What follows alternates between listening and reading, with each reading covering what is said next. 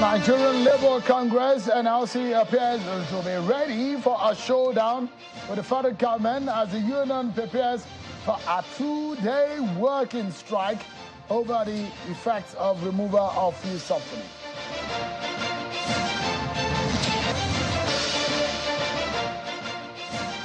And the Minister of Finance and Coordinating Minister of the Economy, Mr. Wale Edun, has reeled out the economic agenda of the Tinubu government and how the new government hopes to fix the very disturbing state of the economy. Tonight, we have an exclusive conversation with one of the state governors tonight on the program, so stick around with me, everyone. It's indeed a pleasure having you join us tonight on the program. This is Politics Today, live on Channels Television. I'm Sean Wakimale in Abuja. Let's begin the conversation tonight by letting you know what the government of the Bola Ahmed Tinubu is planning. The Tinubu government is optimistic that they will turn around the economic, the situation in the country, despite the agonizing declaration that the economy is in a worrying state. The Minister of Finance and Coordinating Minister for the Economy, Mr. Wale Edun, today at a press conference spoke about the agenda of the government. He highlighted the new government's plan. He says that 2 billion has so far been released to each state government from the 5 billion naira earmarked for palliative and cushioning effect in light of the removal of fuel subsidy. Take a listen to Mr. Wale Edun. You cannot remove a subsidy without having some effect on inflation. You cannot remove a subsidy on foreign exchange without the rate going up and without having some hardship as a result of the inflationary effect. And Mr. President, while campaigning, he promised Nigerians that the poor, the vulnerable, would not be left behind. They would not be left to fend for themselves. And that is why he put in place an incentive or a intervention rather package that not only put fertilizer in the hands of the farmers and food, grains, rice on the tables of Nigerians. He also put in place a 500 billion naira intervention package to produce food, to support the move to mass transit CNG-fueled buses, to support small-scale industries, nano industries, the micro industries, I should call them. That's the Minister of the Economy and the Minister of Finance, Coordinating Minister for the Economy, Mr. Wale Edun. At that press conference, the Minister of Budget and National Planning was there. The Director General of the Special Advisor to the President on Revenue was there. The Chair of the Presidential Committee on Taxation and Tax Reform was also there, and Ms. Oniha, who is the DG of the Debt Management Office, was also there, and a few officials in relation to the issue of the economy were there. Amongst them is also the DG, the Group Managing Director of the NNPC, Mr. Mele Kyari, was one of the officials at the event where he gave an account of the state of oil production in Nigeria. He said it has risen from about 1 million liters per day to almost 1,600,000 per day. Now, take a listen to what he said and in terms of what Nigeria is perhaps earning, and of course, what Nigeria is dismissing as the number of fuel discharged to the Nigerian market every day. In the total volume of PMS that is consumed in this country. This also means reduction of 30% of foreign exchange requirements. It means that whatever we have that we must put forward to provide PMS, that component of it will be available to show up our FX environment. And secondly, with the growing market and the prices that are good today, we know that that FX stability is well within sight, and NMPC is already making some FX payments into the necessary transaction accounts, and it's already showing off our FX. And this is also a good moment to respond to a number of media conversations going on around the Afrexim loan, that it has collapsed, it's no longer going to be possible. It is not a loan, it is a forward sale. And forward sale is the easiest deal. You are simply selling your items for tomorrow, and banks don't have problem funding this. So this is not the type of transaction that will ever collapse when it's fully clear that the volume that you are selling are already on the table and it is known to your partners. Some of what they've said will form part of our first conversation on the program tonight. So stay around with me because we need to serve you with our political roundup stories.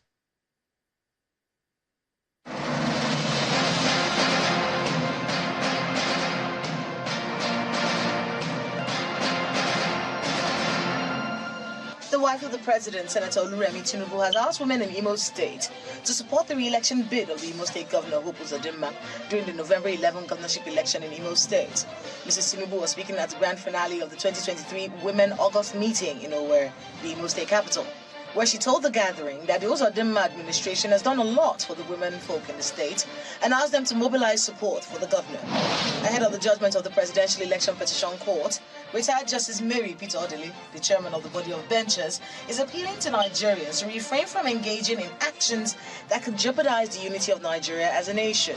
She was speaking at a colloquium organized by Senior Advocate of Nigeria, Joe Kiari Gadzama, in Abuja, under the theme, The Nigeria of Our Dreams. Justice Odili emphasized that while it is natural for politicians who lose elections to feel aggrieved, it is insufficient for anyone to express their frustrations without a sense of responsibility. All is now set for the Edo State Local Government Council elections, scheduled for Saturday, the 2nd of September 2023.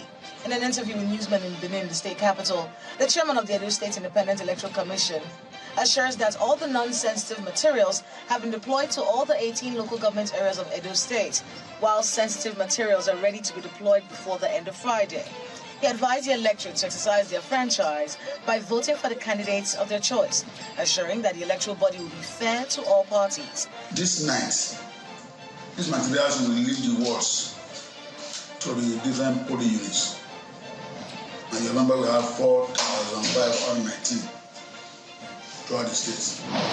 In Delta State, an Ijaw group of the APC won the national leadership of the APC to include the Ijaw extraction in the governorship campaign council for the Bayelsa and Imo State governorship election.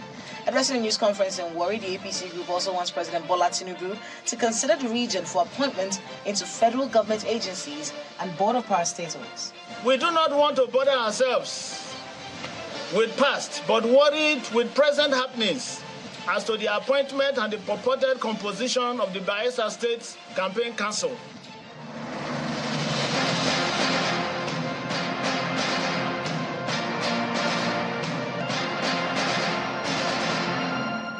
On the program, let's begin tonight by letting you know what the organized labor, is up to.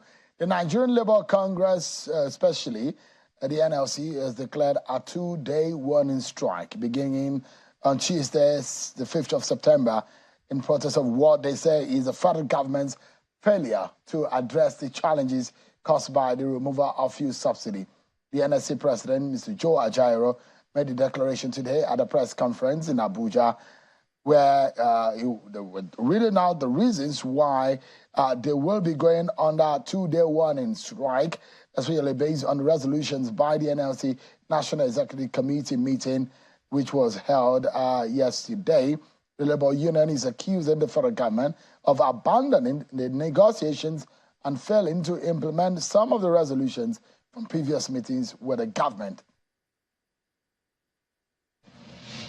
NEC in session resolved as follows: to embark on a total and indefinite shutdown of the nation within 14 working days or 21 days from today until steps are taken by the government to address the excruciating mass suffering and the impoverishment being experienced around the country.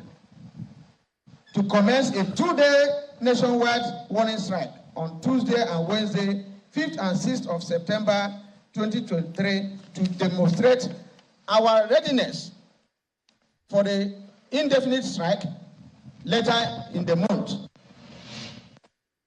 Let's get some more details of this plan and how the NLC hope to achieve this, what it means for the Nigerian people, how much of a message it will be for the Tinubu government, and the impact this may have on the polity.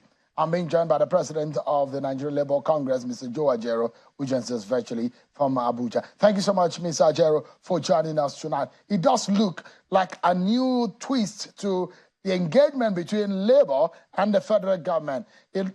Does it look like things are broken down between both parties in terms of the negotiation that you have entered into in the past weeks?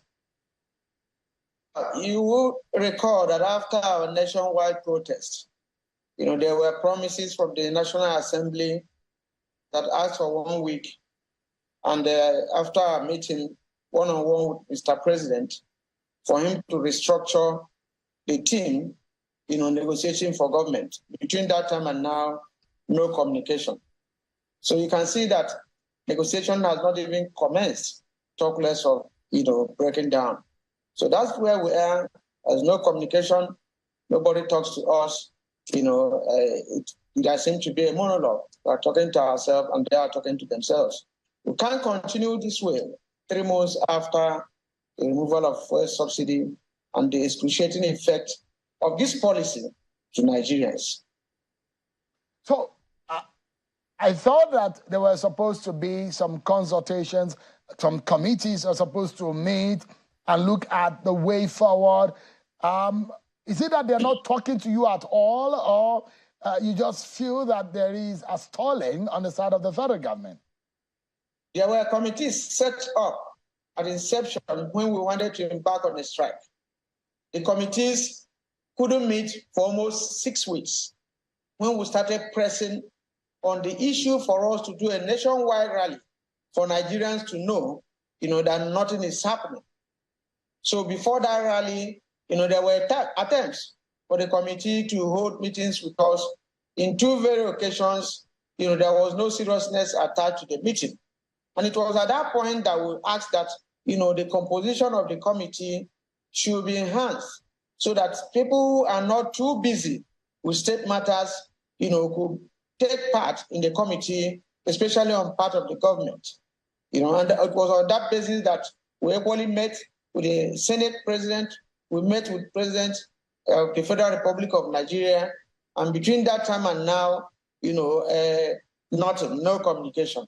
That is the true situation. Now, you have decided to go on a 2-day warning strike, but you have also hinted that there will be an indefinite strike action later in the month. This is in view of the court, the federal government going to the industrial court to stop the Nigerian labor from doing any of such. Well, I don't think the matter has anything to do with court. The 2 days action are in 2 prongs. The first point there is the takeover of the National Secretariat of the National Union of Road Transport Employees by people, claiming that they have authority of the villa to take over the leadership. And to us in the trade union movement, it is unfortunate. It is even worse than, the coup in Niger, for you to violently use the police to take over, an elected government of an industrial union. And we have given the police 48 hours to pull out and allow the union to resolve their crisis, or the NLC, which is the umbrella union, or even other organs, Ministry of Labor, or all the organs set by law to take care of it and not the police. That is the first step. And the second step is towards the industrial action over the issue of refusal of the state to engage labor and to solve the problem and the continued suffering of Nigerian workers, to give it as a signal.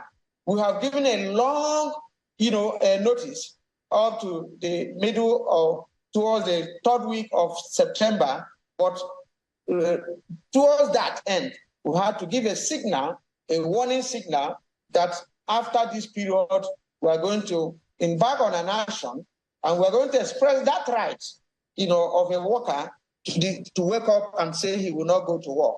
It's a right that you can legislate into existence or out of existence, that people have the right to work or not to work. So we'll express it, from the way you are saying, we'll find out whether anybody who decides not to go to work will be arrested or will be imprisoned.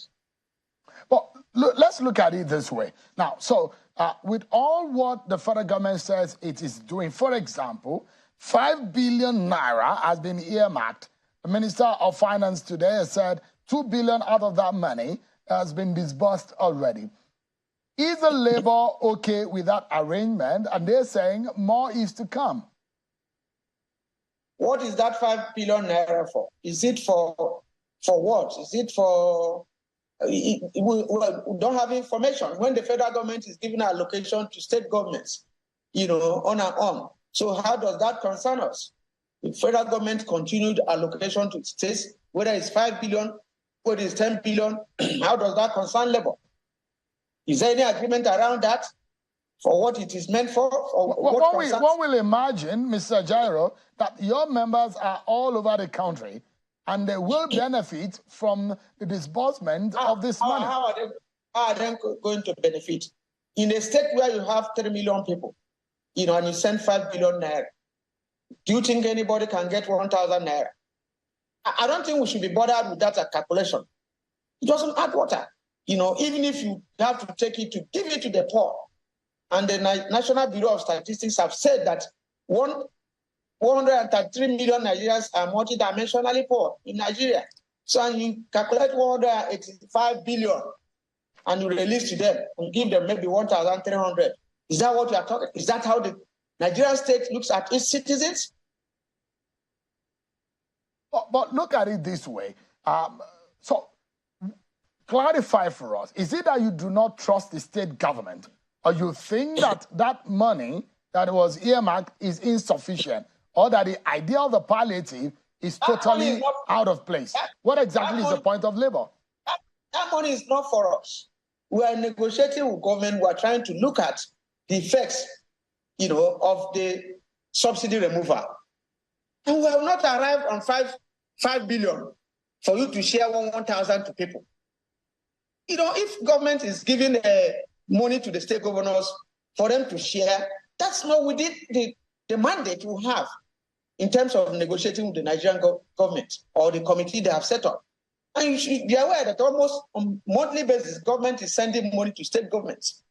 So we should not bother ourselves with this issue of they gave state governors 5 billion. Is 5 billion for palliative? Is 5 billion for who? How around will 5 million go? Is it shared tourism? So Mr. Ajaero, from the labor point of view, that 5 billion is not non-issue. That 5 billion is out of place. Is that the stance of labor? That 5 billion, we don't know what it's all about. You do not agree with the 5 billion. You do not think that the federal government should disburse it at all. The federal government and the governor discussed about the 5 billion and they have given to them. To us as labor, there was no conversation around 5 billion on what it is meant for. So we can't even pay any state governor that decides to fix it in a fixed deposit account. So let me ask you, Mr. Ajaero, with what is on the ground right now as far as the palliative measures, subsidy regime, and what is the position of labor? Have you agreed that it's okay for the federal government to remove it? Are you on the same page with the federal government? Well, you are in this country that there was no consultation around that, but the federal government has removed it. So it's not a question of whether we agreed or not, because we never agreed to that. That any country should run without subsidizing the life of people in whatever guise, whether it is farmers, whether it is the energy or whatever. But they have done it. And when you do it, you don't reduce us to mere tokenism. Maybe you give us 10,000 for 3 months and leave people to die. that's not the issue. We have to sit down and look at some measures, that will cushion the effect or that will substitute the suffering, of Nigerians. So by the time you say you are giving state governors 5 billion, what does that translate to? Mr. President, give us an understanding of Labour's own way of going about this. What is your own blueprint in handling these cases? Because it doesn't look like the federal government is capable. It doesn't look like the federal government is doing the right thing. It doesn't look like the federal government is knowledgeable enough in the eye of Labour in handling this situation. That is what it appears to be from the position of the Labour. Is that it? And what will be the Labour's own blueprint in handling this situation? John, let's look at this way. Like I said, if we share that 5 billion, or even the 5 trucks of rice or grain, many people may not get 1 cup or half cup of rice. If you share the 5 billion, many people, probably within the working class, or the people who are the poor of the poor, the poorest of the poor, the wretched of the earth, many people may not get 1,500. Now, is that the palliative? But if you take this money, and then like some of the suggestions we are looking at, like the CNG, gas, and we get buses in the states. I'm just giving you an example because of the question you asked. You get maybe in every state, maybe 100 buses. For every day, a worker moves from his house to the office and comes back with a reduced transportation rate, he may save 1,000 naira a day. And if he tries that for 28 days or even 20 days, he may be saving about 20,000 on transportation alone. That's a policy. And then that will help even the farmer, who moves his goods and services from one point to the other. This time around, we are no longer talking of workers alone. We are talking of an action taken by the Nigerian state to reduce the excruciating effect of the subsidy removal. That alone. And by the time you do it nationwide, with these vehicles, that their prices have been reduced to a barest minimum, you will see that people can move from one place to the other and fend for themselves. Not up to 20 million Nigerians are even on government-paid employment. Other people in the public sector, in the private sector, other people in the informal sector, how are they going to benefit? And these are some of the areas who can meet and converse around it. That's why we are saying, even the fact that some governors are saying that it is a loan. If it is a loan to the governors, some of them may not bother to take such loan. So that is the situation. There are various ways we could have conversed, and every Nigerian, it will impact on them. We can look at even the issue of conversion for people that use private vehicles. And when they convert their vehicles, those that fill their tanks with 40,000 at a go will be filling it by 20,000 at a go. And then they will be saving close to 20,000. And not where somebody will give you 1,000 or 1,500. We can converse around these issues. We can think outside the box. But when people appropriate to themselves a monopoly of knowledge, then those are the kind of challenges we are going to continue. When we have institutionalized the attitude of sharing money, then that's where we are. Mr. Jairo, so let's bring this home quickly. Now, for the interest of the Nigerian people, what will be right in your own view that the government must, because a warning strike means if you do not do this, we will go ahead to go on a full scale. It means that Labour will go on the streets, if I'm right, and you will shut down every aspect of the Nigerian economy where your members are handling. That to me looks like an extreme situation. You will do that for 2 days, and if the government is not listening, you will do that indefinitely. Is that what is happening? Now, if that is the case, that means that adding to the worrying state of the economy, you are shutting down the polity.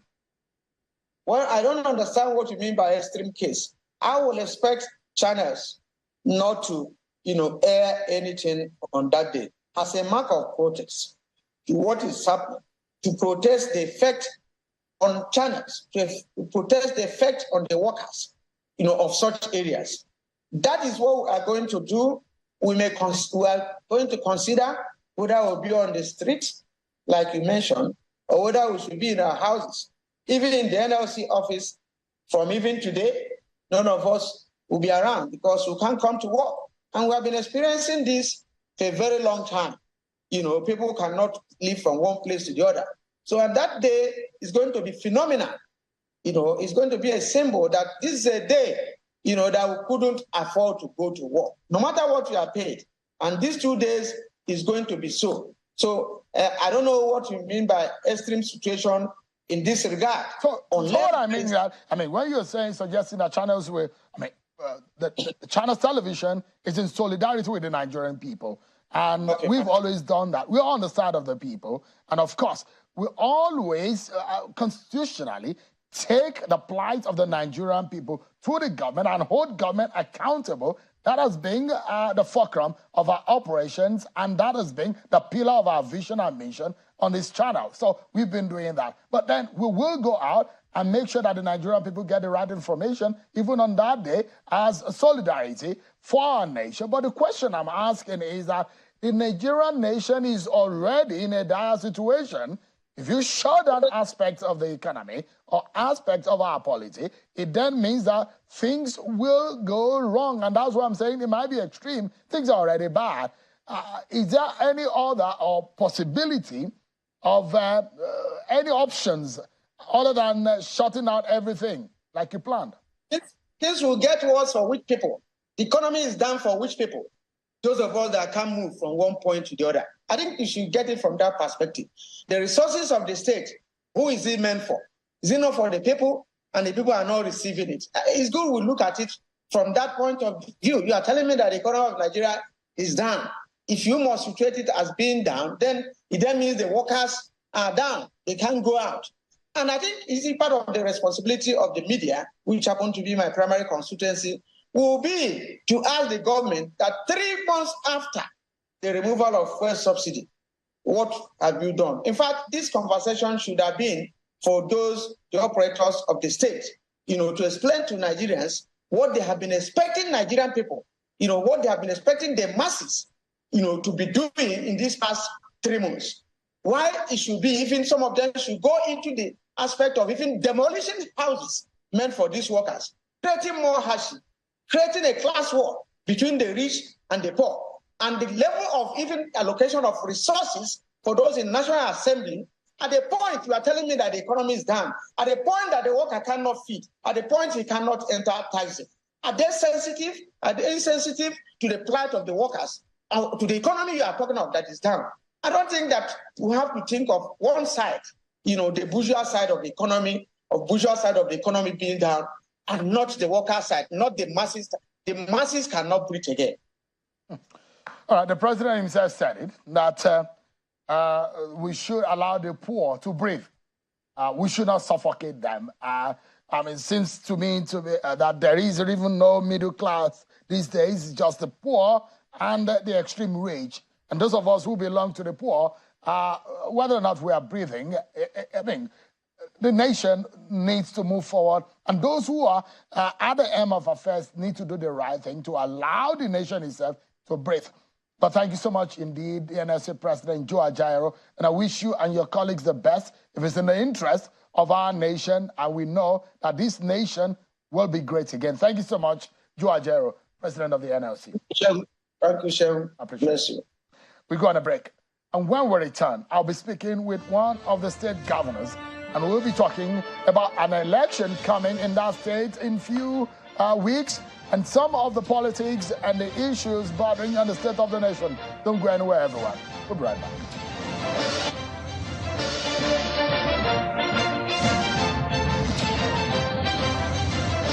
You're heading home from work. In the busy traffic, your car breaks down.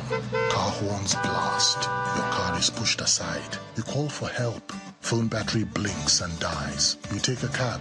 Few miles, tire bursts. What a day. Frustrated, sweating, and tired.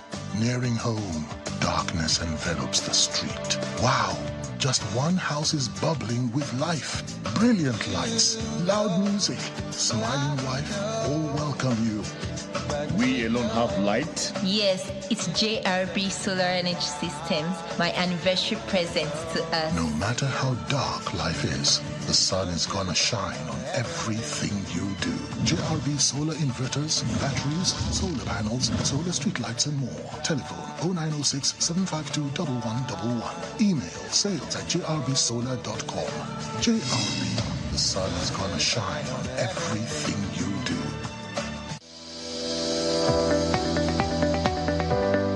The Duchess International Hospital opened its doors in October 2021. The mission of the hospital is to reverse medical tourism. We take particular care here at the Duchess to bring together a combination of the brightest and the best locally, as well as Nigerians in the diaspora who are interested in returning to do very good work for the benefit of our patients here in this country. The good thing is that we have all international expertise here, all international facilities here, international people working here. Everything is coming together in a space which was considered not great in terms of the availability of healthcare. Access Bank, of course, has been able to provide us with a robust range of products and services that has enabled us to deliver that standard and quality of healthcare that is integral to our mission as an organization.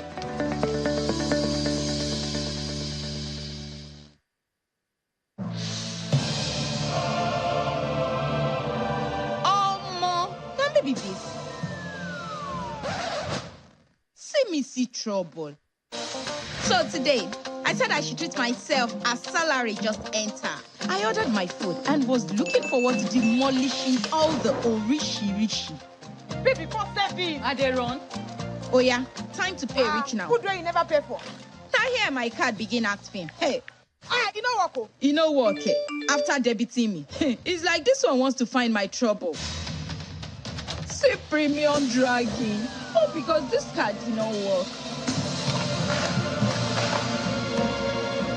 Save yourself the embarrassment. Get a card that works with MoneyPoint's personal banking. Download the app, request for a card, and have it delivered to you in 48 hours.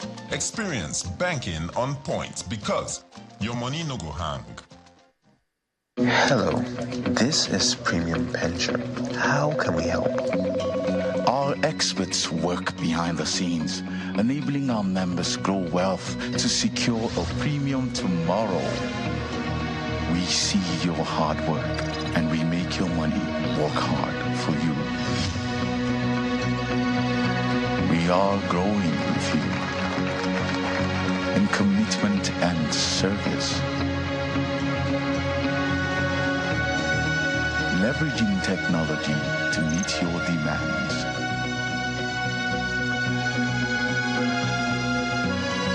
Secure your future and pave way for the next generation. Embracing diversity with firm roots across the 36 states of Nigeria and the FCT.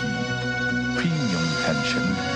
Active today, premium tomorrow. At Philomath University, Abuja, we achieved giant strides, impacted lives, strengthened partnerships, and delivered world-class education to our students.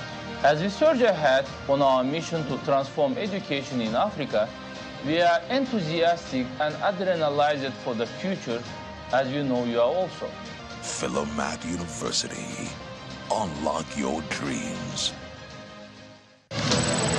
Are you passionate about changing your country for the better? Do you think you can make this change with a profitable business? Here is your chance to win a grant of 30 million naira, mentorship from an industry expert, and access to an exclusive network of business leaders. We are looking for ambitious, dedicated social entrepreneurs to take part in our exciting new business competition show, Fund It Forward.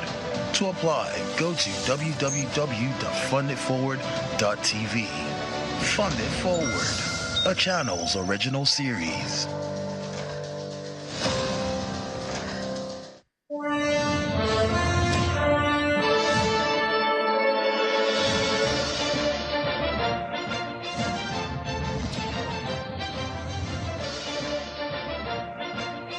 Thank you so much, everyone, for staying with us. Today, the First Lady, Senator Oluremi Tinubu, was in Imo State and has asked all young and old women in Imo State to support Governor Hope Uzodinma's re-election bid in the November 11 governorship election by voting massively for him. Mr. Tinubu made his appeal during the grand finale of the 2023 Women's August meeting held at the Ndubisi Kano Square in Owerri, the state capital. According to the First Lady, the APC administration of Uzodinma has done a lot for women folk in the state, especially by picking a woman as his running mate. The president's wife, who was the special guest of honor, reiterated the commitment of the Tinubu administration to making Nigeria a more prosperous nation, which all citizens will be proud of. Amidst all of these, other special focus on how state governments are disbursing palliative and funds given by the federal government. 2 billion now that we understand to cushion the effect of the removal of fuel subsidy. Then the eyes of Nigerians are on 3 governorship elections: Bayelsa, Imo, and Kogi state governorship election. In those 3 states, 2 of the governors are seeking re-election, including the governor of Imo State, Senator Hope Uzodinma, who is our guest tonight on the program. He joins us live from Owerri, the capital of Imo State. Thank you so much, Your Excellency, for joining us tonight. We appreciate your time. Thank you, Sean. It seems you're doing everything possible to get a lot of people on your side for your re-election. Part of the event today was just some tacit campaign for your re-election by the First Lady, Senator Oluremi Tinubu. Although the campaigns have not been lifted yet, but it does look like you're making every effort to convince as many people. But I mean, why should people then look into your side for this election? Well, what happened in Imo State today is the usual annual women convention. It has become a tradition in Imo State that every August, Imo women come together. They meet at the local government level and they meet at the state level, which usually is called their grand finale. And the convention where the wife of the governor would use the opportunity to address Imo women on burning issues that will help alleviate the sufferings of the people. They usually take advantage of the opportunity of the occasion to empower indigent women, empower widows, and also show concern to the yearnings and challenges that confront our people, our women in Imo State. This year's August meeting grand finale featured the First Lady of the country as our special guest of honor. It was a very colorful occasion, and the Imo women, particularly the widows, were also empowered, some through economic empowerment of cash donations, food items, equipments for the various skills and enterprises for the women to go into business. And what is very significant, Imo women came today together to agree that henceforth that they have to work together as women to be able to advance the cause of womanhood in the country. And it was a very interesting occasion. Governor Uzodinma, at this point, I'm very certain that you have collected the 2 billion that has been disbursed by the federal government. How have you used it? Well, very simple. That is the magnanimity of federal government headed by President Bola Ahmed Tinubu. We met with the president, with the governors, and there the president approved the disbursement of 4 billion naira, not even 2 billion, 4 billion naira to the subnationals to help alleviate the sufferings occasioned by the policy of removal of fuel subsidy. Out of the 4 billion naira, 2 billion naira has been released to the 36 states. And this 2 billion naira is tied to 50,000 bags of rice at the price of 40,000 per bag that will be distributed across board to cushion the effect of the astronomical rise, good prices in the market. In addition to that, the federal government will also deploy 1 billion naira worth of maize to all the 36 states. As I speak to you, some states have already started receiving this maize. And some states are using it directly to feed their people. Some states are also using the ones that is meant for feeds for livestock and poultry farmers, and also to ensure that the cost of feeds is also reduced in the market. Very good question. If you listen to the presidential address when he addressed the nation, he made this promise that he will release food items, will release grains from the National Grain Reserve. He will procure CNG vehicles and electric vehicles. I serve in the committee that is following up this action. And as I speak to you, procurement for CNG buses that will be distributed to states, a lot of progress has been made. Any moment from now, the federal government will start receiving some of those buses and they will be deployed to states. So they will start arrangement to be able to attract assembling plants for those vehicles in Nigeria. Meaning that, apart from getting the buses, when the plants are also installed in Nigeria for the manufacture of these vehicles, to create jobs, there will be a value chain to recover our economy. It will also be consistent with the National Economic Growth Plan. So for me, the federal government is doing very well, keeping to their promises. But Governor Uzodinma, in your own state of Imo, I know just how trade conscious your people are in terms of local production in these very turbulent economic situation. What are you doing to revive production locally in Imo State? Are you thinking locally to empower the people of your state? That is what I'm saying. Nigeria is a federation. And at the state level, we're like the subnational, the federating units. There are peculiarities. In Imo State, for instance, I've started recovering all the moribund industries. I've started creating jobs.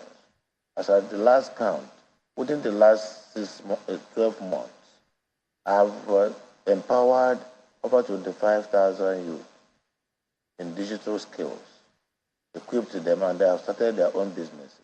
In the next 9 days, I will empower and equip 15,000 young men and women, in fact, 20,000 young men and women, different types of digital skills.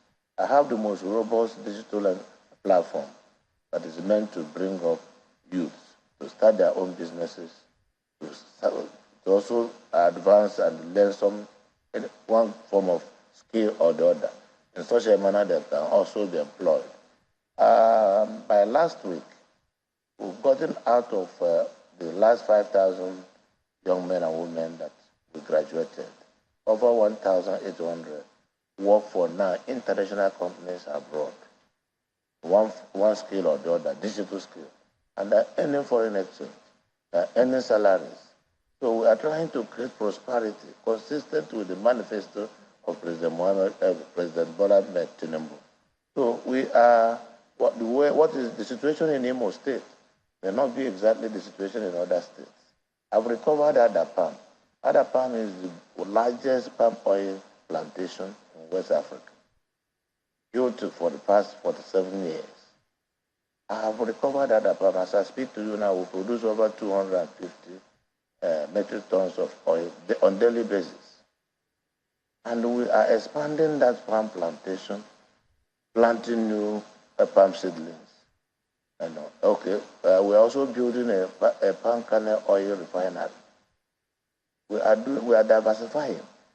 We're into agriculture, we're into poultry, we're into piggery. We are now revamping our ceramic factory because we have the best clay in Imo State. We are also considering building a cement plant in Okigwe. So we are trying to create jobs. It's the solution and the shortest way to recover our economy is to tackle unemployment, engage our young men and women, keep them busy to be productive. It is only when we are productive that we can have an economy. Time has come for us to begin to wear our thinking cap, to think differently, think positively, reduce lamentation and agitation, then confront the challenges before us as a people.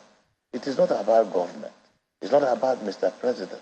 It's about our country. Collectively, we must decide to recover our country.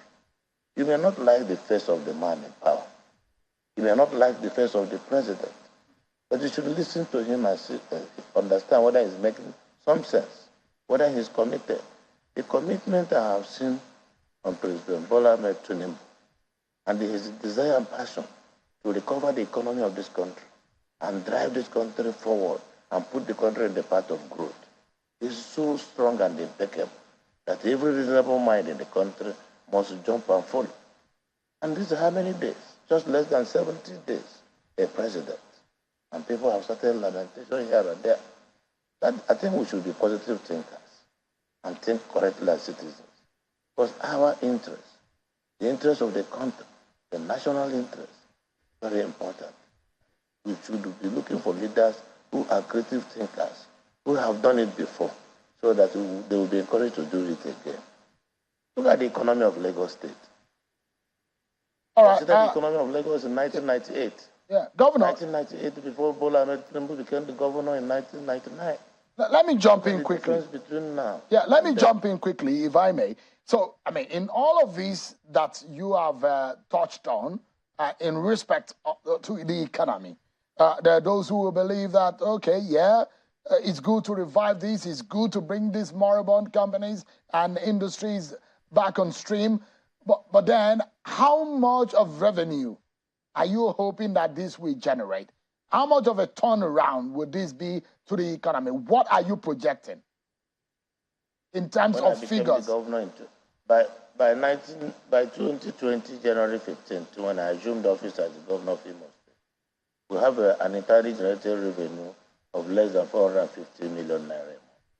As I speak to you, we are hitting very close to 3 billion a month. That is called creative thinking. That is called economic growth. We will continue to make efforts. I am trying to automate the process of land allocation to ensure tenement rates are paid, land use charges are paid. A new legislation has just been passed by my House of Assembly. When I deploy that into my revenue net, it will almost double the economy, the revenue we are getting now. So we sit down and think how to make great wealth, not how to consume and complain. So Governor Uzodinma, on one hand, you're talking about the economy, but are you worried about the state of security in your state? Army is thinking of deploying over 2,000 soldiers for election alone in Imo State. That is worrying, isn't it? One of the governorship candidates, the PDP governorship candidate, was quoted to have said that Imo is gradually becoming a Boko Haram state. That is alarming, isn't it? Well, I must tell you, Sheung, the candidate or PDP candidate who spoke that he wants to be the governor of Imo State so that he can make Imo safe again. But I want you to put it on record that this young man has been going around campaigning in Imo State from one local government to the other and has never been molested one day. And put it on record again that since 2021, when insecurity started in Imo State, none of his colleagues, no member of his party, no member of his campaign organization or political family has been attacked or killed. 90% of those who have been killed are APC members.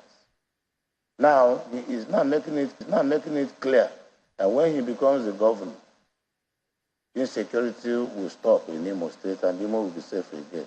Meaning that until he becomes the governor, he will not stop what he's doing now, that is making other members of the party, particularly APC, to die. I will stop at that, but think about it. Oh, but you have said in the past that politics is largely behind the insecurity in your state, but then you have still not come out to name the names of those who are killing innocent people in your state. And you have inferred that other politicians, other than the ones in your political party, are the ones behind insecurity in Imo State. Who are these people? Why can't you unveil them? Well, you know, I sit here as the governor. I've charged the security agencies in Imo State. Go after and fish out those behind the killings in Imo State. But it is not a coincidence that the majority of the people being killed are those in government. It is not a coincidence that many people that are being killed are members of my party, APC. It is not also a coincidence that only lately, only last month, prominent members of my party that participated in the last presidential election, that their houses are being attacked. Some traditional rulers that have sympathy for our party, their houses are being also attacked. So this attack or this kind of insecurity that is targeted on one political party alone, well, I continue to ask security agencies to tell me the reason behind it. But when people now begin to campaign, and they are not saying that the governor of Imo State is not building infrastructure. They are not saying that the governor of Imo State is not performing. They are not saying that the governor of Imo State is not paying salaries. They are not saying that the pensioners are not being paid. But they are saying that when they become the governor, Imo will be safe again. Then you know what that means. That a child cries in the night, and the day the dog is lying lifeless. So I want to maybe use your medium to plead with these people who are behind the killings in Imo State, political violence, the violence in Imo State, maiming and kidnapping of human beings in Imo State, in the name of politics, to stop. I said these times without number that the insecurity in Imo State is politically contrived. And those who are behind them, they know themselves.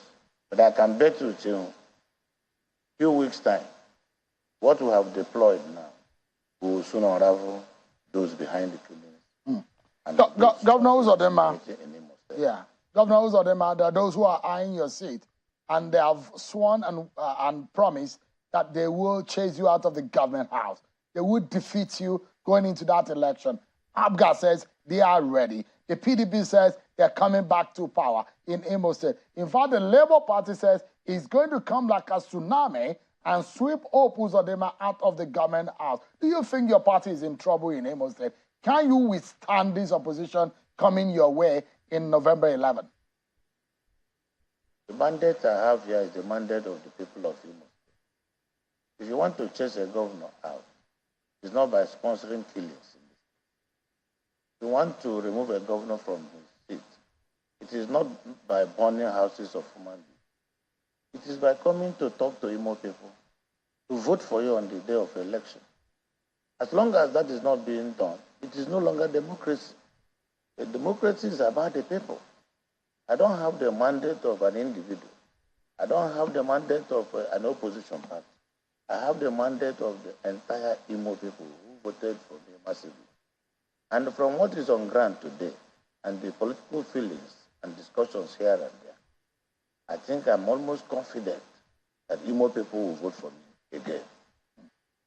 I'd like to anchor on this. I thought that I saw a picture of yourself, former Governor Rochas Okorocha, and the national chairman of your party, Senator Abdullahi Ganduje, and one would think that all is well in the family of the APC. But what we are hearing, it does appear that information has it that Rochas Okorocha may not be working with the APC or Hope Uzodinma. That is what some people think in your party. That is a big, big, big loss for your party and your chance of getting a re-election. Are you worried about that? Well, what I know is that leadership is not about members of your party. It's about citizens of Imo State. And those who know me as a man of peace.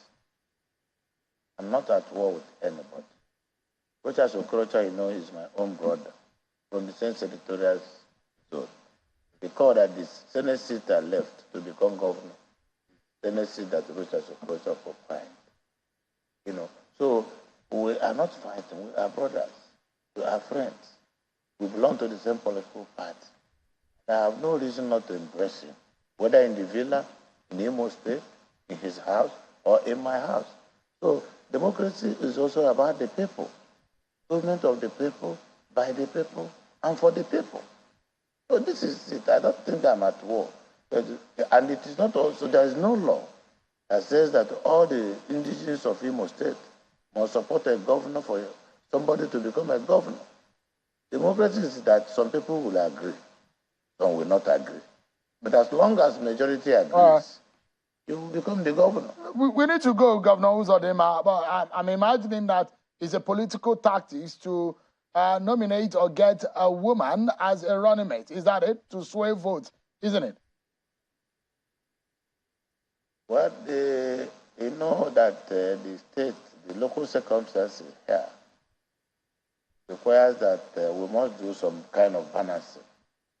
And of late, women are more in numbers when it comes to the issue of votes and the youth. So in the wisdom of the party this time around, a decision that was collectively taken, both to the current deputy governor, myself, and also the leadership of the party. Now my second term is easier and better for the entire Imo people, for inclusiveness, to have a female deputy. And that is the decision of the party. And it's acceptable to all the members of the party and the leadership. All right. Governor Hope Uzodimma, thank you so much indeed for your time, and I wish you the very best. And yourself and the people of Imo State, thank you so much indeed for your time tonight. Thank you, Shehu. Thank you very much. Appreciate it. And that's our show for tonight. Everyone, many thanks for watching. I'll see you on Sunday at 8 p.m. I'm Sean Akimbale. God bless Nigeria.